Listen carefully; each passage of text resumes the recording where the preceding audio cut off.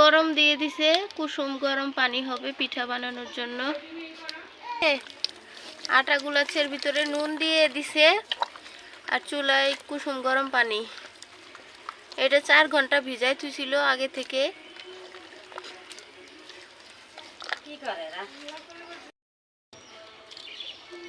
একবারে মিহিন করে এটা গুলাই নিবে, মাখায় মাখায়। এটা একবারে পানি দিবে না, কিন্তু অল্প অল্প করে পানি দিবে আর গুলাই নিবে। এটা আছে, এটা আগে ভেঙে নিবেন আপনারা। আর এই যে হালকা কুসুম গরম পানি এর ভিতরে দিয়ে দিল।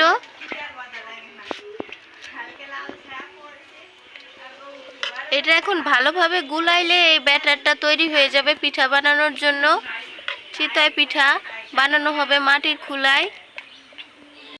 ছাঁচ দিয়ে নিছে, এটা নুন দিয়ে মুছে নিছে।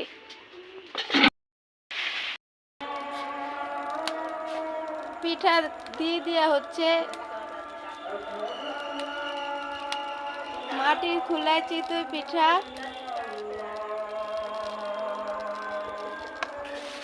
দিয়ে দেওয়া শেষ, এখন এটা ঢাকন দিয়ে ঢেকে দেবে।